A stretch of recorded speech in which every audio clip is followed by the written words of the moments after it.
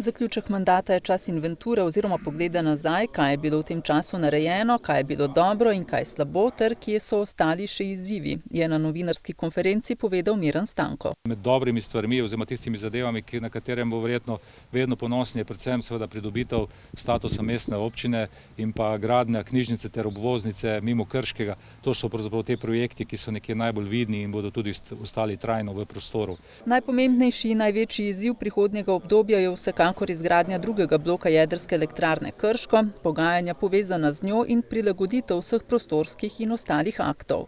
Stanko med večjimi naložbami izpostavlja tudi bazen in novo osnovno šolo dr. Mihajla Rostoharja. Ki bodo samo te dve investicije bodo prav gotovo veljala nekaj kot 20 milijonov evrov.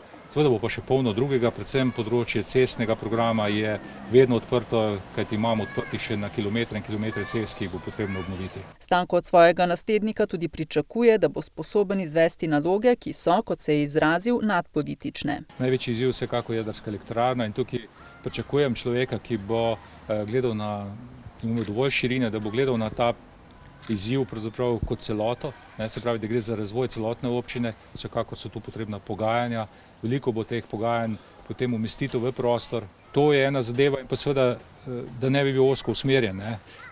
Skratka, rad bi bil strokovnjak, da je dovolj razgledan, da ima dovolj širine in pa da pozna delo občinske uprave in kaj občina pravzaprav sploh pomeni, kakšna je njena vloga in kako občina funkcionira.